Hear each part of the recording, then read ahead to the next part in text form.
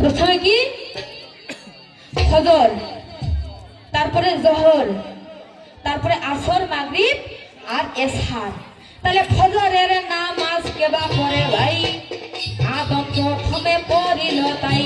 আদম পড়লো কয় রাকাত? 2 রাকাত, যেটা আমাদের বর্তমানে ফজরের ফরজ। তারপরে তারপরে কেবা পড়ে শোনো দিয়া মন, ইব্রাহিম নবী শোনেন না কেমন। 4 রাকাত পরে হইরে সারাসারি নাই, 4 রাকাত পরে হইরে সারাসারি নাই। যখন তে ইসমাইলকে কি করিল ভাই? ইসমাইলকে দেখো কুরবানি দিতে আল্লাহর দরবারে নিয়ে গেল, তবে সেইখানে 3 বার দিয়ারে ভাই কুরবানি হইল না জানেন তো সবাই। দুম্বা কুরবানি হইয়া বাইরে গেল, ওইখানেতে ইব্রাহিম কি কর্ম করিল? 4 রাকাত নামাজ আদায় করে ভাই।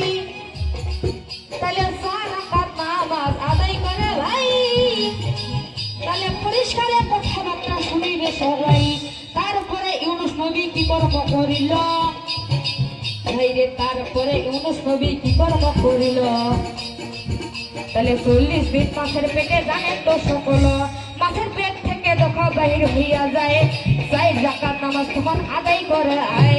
তারপরে ঈসা নবী আমি বলে যাই 3 রাকাত নামাজ যখন আদায় করে ভাই। কয় রাকাত? 3 রাকাত। 2 আর 4 কত হয়? 6। আর 4 কত হয়? কত? 10। আর আরো হইল 3, তাহলে কত? 13। তারপরে মুসা নবী আমি বলে যাই, তারপরে মুসা নবী আমি বলে যাই। দেখো 4 রাকাত নামাজ আদায় করে ভাই। কখন করলো? যখন মরিয়মের গর্ভ হইতে সারাসারি নাই, না মনে যে তুর পাহাড়ে চলে গেল, সারাসারি নাই। ঘরে বকরি চড়াই দেখো জানেন তো সবাই, বকরি চড়াইতে চড়াইতে সারাসারি নাই। দুপুরিয়া পাহাড়টা ফুটে উঠে ভাই, আগুন দেখো দাউ দাউ করে জ্বলিয়াই উঠিল। ওইখানে 4 রাকাত নামাজ আদায় হইল। এই তো 17 ফরজ।